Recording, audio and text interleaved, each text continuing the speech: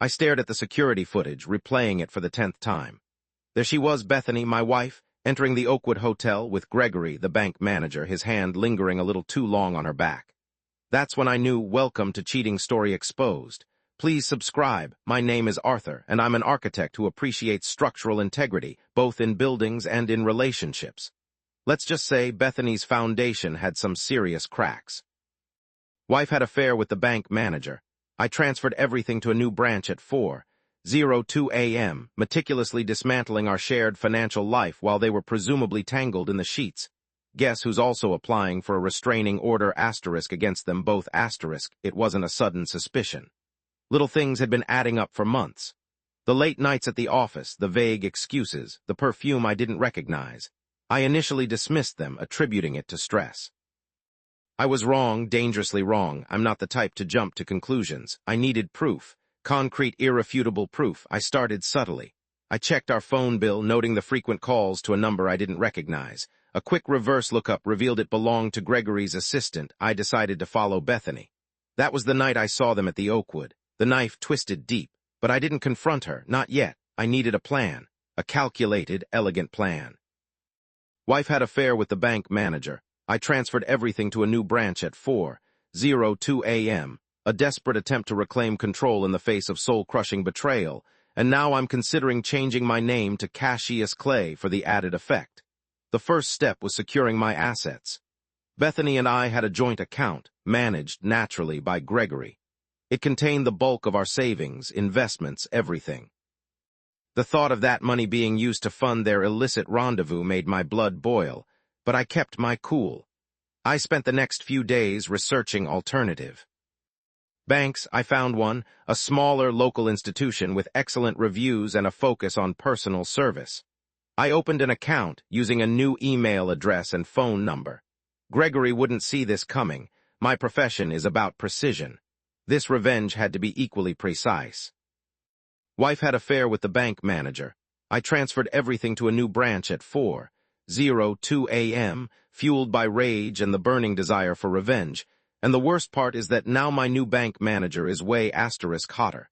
Next, I needed to understand our financial situation inside and out. I requested copies of all our bank statements, investment reports, everything. Bethany questioned my sudden interest, but I brushed it off, claiming I wanted to review our retirement plan. She seemed satisfied, oblivious to the storm brewing beneath the surface. I discovered Gregory had been subtly steering our investments towards options that benefited him, earning him commissions and bonuses. The betrayal deepened. He wasn't just sleeping with my wife, he was also robbing us blind. The rage was building, but I channeled it. I focused on the plan, the details, the timing. Every action had to be perfect. Wife had affair with the bank manager. I transferred everything to a new branch at 4:02 a.m., a move born of pure, unadulterated spite, and I even managed to convince the new branch to play the Benny Hill theme whenever he walks in. I spent hours online, learning about wire transfers, account security, everything I needed to know to execute my plan flawlessly. I even consulted with a forensic accountant under the guise of a hypothetical scenario to ensure I wasn't missing anything. The accountant confirmed my suspicions about Gregory's investment recommendations. He was definitely skimming. I now had legal ammunition if I needed it. The day before the transfer, I met with the new bank manager, Alina. She was sharp, professional, and surprisingly understanding when I explained vaguely that I was dealing with a difficult personal situation and needed to move my assets quickly and discreetly. I didn't tell her the whole story, of course, but she understood the urgency, and she assured me that my funds would be safe and secure in her bank. That night, I couldn't sleep. The anticipation was almost unbearable. I replayed the security footage of Bethany and Gregory in my mind, fueling my resolve. I am a man of action.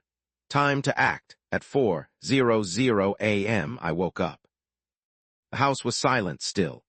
Bethany was asleep beside me, blissfully unaware of the financial earthquake about to hit her world.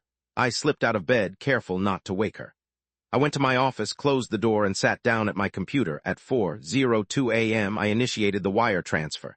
Every penny, every stock, every bond, everything. Gone, transferred to my new account at Alina's bank. It was done. The feeling was strange. Relief, satisfaction, but also a deep sense of sadness. My marriage was over. My life was irrevocably changed. I printed out confirmation of the transfer, multiple copies. I wanted to be prepared for what was to come. I went back to bed, but I didn't sleep. I waited for Bethany to wake up. The next morning, Bethany came down for breakfast, seemingly oblivious. "Morning, honey," she chirped, kissing me on the cheek.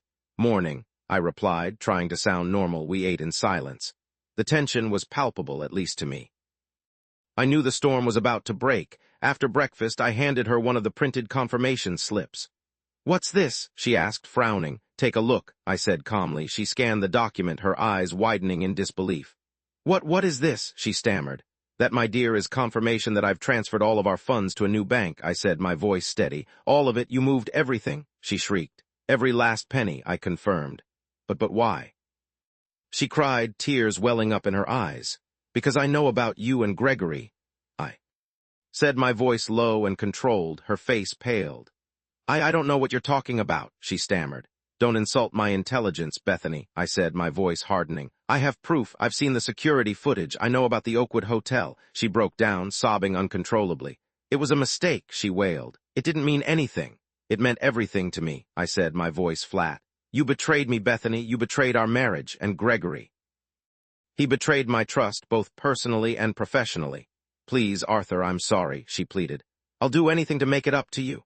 "It's too late, Bethany," I said, shaking my head. "The trust is gone. I can't forgive you."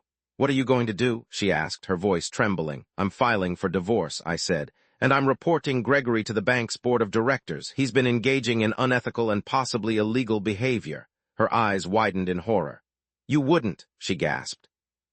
"Oh, I would," I said, a cold smile playing on my lips. "Consider it my final act of structural integrity.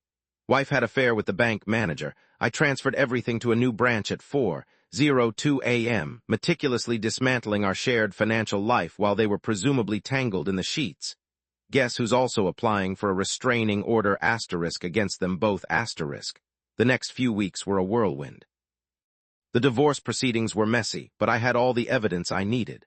Bethany tried to fight me, but she didn't stand a chance. Gregory was fired from the bank, his reputation ruined. He tried to deny the affair, but the evidence was overwhelming. The bank launched an internal investigation, and I suspect they found even more irregularities. I also filed a restraining order against both Bethany and Gregory.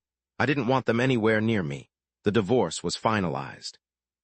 I got the house, the car, and of course all of our savings and investments.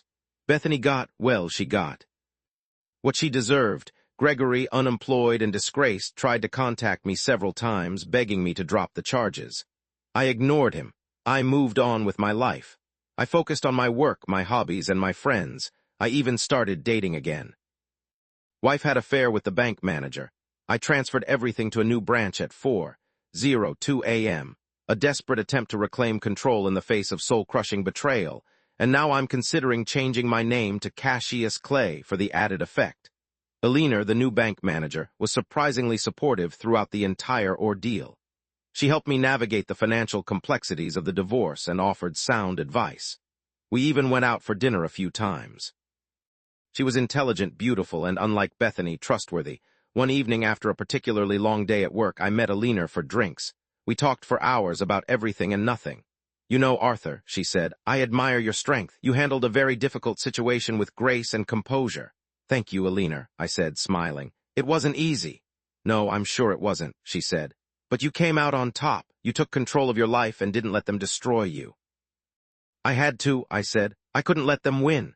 We fell silent for a moment, gazing into each other's eyes. "Arthur," she said softly, "I know this might be too soon, but I've really enjoyed spending time with you." "I've enjoyed spending time with you too, Elena," I said, my heart pounding. I think I'm falling for you," she confessed. I smiled. "I think I'm falling for you too, Elena," I said. We kissed. It was a long, passionate kiss, a kiss that sealed our fate. Wife had affair with the bank manager. I transferred everything to a new branch at 4:02 a.m., fueled by rage and the burning desire for revenge, and the worst part is that now my new bank manager is way asterisk hotter. A year later, Elena and I were married.